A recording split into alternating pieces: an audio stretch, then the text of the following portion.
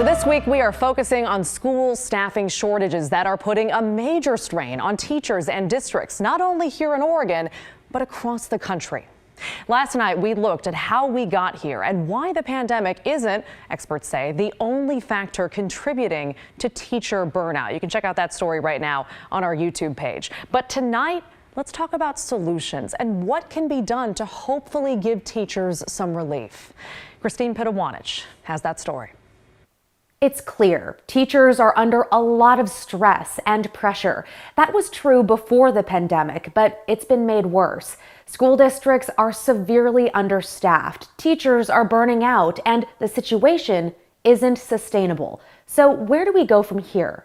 I spoke to people in the education world about both short-term and long-term solutions. And finding ways that we can continue to coach and support teachers is the goal. Nicole Butler-Hooten, a teacher of more than 15 years in Eugene and Oregon's 2021 Teacher of the Year, has been on a special assignment. We're going out and supporting teachers who are new to the profession within the first 3 years or new to our district or are teachers of color, and really setting a goal. We're using Coaching for Equity as a tool so that we can really coach up our teachers so that they feel supported and valued. She's a mentor to more than a dozen new teachers. Our hope would be that we will retain these teachers. Attracting and retaining educators, an important piece of the puzzle.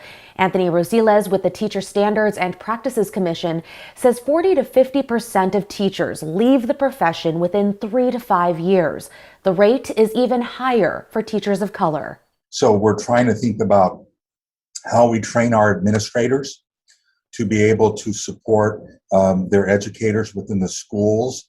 We're trying to think about non-traditional pathways to licensure. The legislature has provided a little bit more money for the state's Educator Advancement Council to help support Grow Your Own programs. The Grow Your Own programs really help with retention in a couple ways. It gets people licensed. It provides them career, paths, professional development.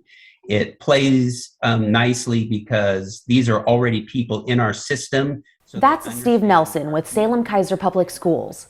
I'm the Director of Strategic Initiatives for Human Resources, the former Director of Recruitment and Staffing. When he was the Director of Recruitment and Staffing, a lot of his time was spent developing the district's Grow Your Own program, an initiative some districts have in place. So they might be students in your system, they might be employees in your system, and you provide them opportunities for professional growth. One of the people who went through the program, Jessica Zamaron. I am a bilingual first and second grade teacher at Swego Elementary. Which is where she went to school too. I wanted to be a teacher ever since I was in first grade.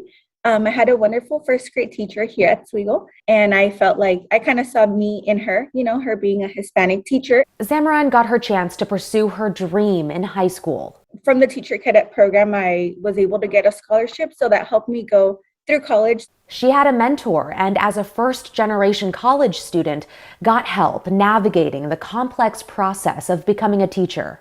I think it's great for representation.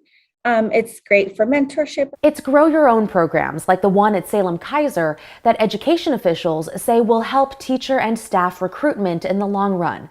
Oregon Education Association President Reed Scott Schwalbach says in addition to those programs, she has a few ideas of her own. Reducing the financial barriers that exist so that people can get into education prep programs and graduate without crushing loads of debt. Increasing the supports for our BIPOC educators so that when they graduate and come into our school systems, they don't feel isolated and alone. Butler-Hooten, who is a Siletz and Apache tribal member herself, is also passionate about supporting diverse teachers through mentorship and affinity groups. She's also passionate about compensation for all teachers. Teachers deserve higher compensation for the work that they do every single day in and out of the classrooms. That includes substitutes. For now, there is a Band-Aid, though. The Teacher Standards and Practices Commission's emergency substitute license eliminated the requirement of a bachelor's degree, though it does require district sponsorship and oversight. I can say as of right before Thanksgiving, we had 524 people who had applied for that emergency teaching license. But Rosiles says it'll take time to go through the applications and get those subs into classrooms. Okay, Christine Pitawanich joining us now. So Christine, you mentioned a lot of potential solutions there and some of them long term. Anything else that we can do, right now, basically? Well, Maggie, the president of the Oregon Education Association, says hands down, teachers just need more time to prepare. So that might look like cutting down on the number of meetings, staff meetings that they have to attend. Another thing is that districts can just ask their teachers, ask their staff members for creative solutions and then implement them. So not only would those solutions potentially solve some of the issues that teachers and staff members are seeing, but it would go a long way in helping them feel truly valued. Yeah, and that's obviously important to any employee, but that's a lot of what we've been hearing, and what you've been hearing is that teachers just really feel undervalued. Yeah, and agreed. We've heard that for quite some time from numerous educators who say, yeah, it comes down to pay for the work that they do day in and day out. In fact, just yesterday, I received an email from a viewer. In the body of that email, it just had a bunch of money signs as a fix to the teacher shortage. Yeah, you talked about that email in our morning meeting, and it definitely spoke volumes. So Christine Pitawanich with night 2 of this coverage. Thank you so much. So again, we aired part 1 of Christine's look into the teacher burnout last night, and a lot of you had a lot of thoughts. So Robert emailed us and wrote, when we pay a football coach $8 million a year and teachers get $30 an hour, what are our priorities? Mary wrote, in addition to stress and inadequate pay, teachers often pay for classroom supplies out of their own pockets. And those are just a couple of the comments focused on what teachers are or are not paid. And clearly that strikes a nerve with a lot of you. So let's drill down and give some more context here. It comes from the National Education Association's annual report. Every year they rank teachers' salaries state by state, and this interactive map is on our social media channels now if you want to check it out for yourself. When you click, we'll just show you. On Oregon, that summary pops up.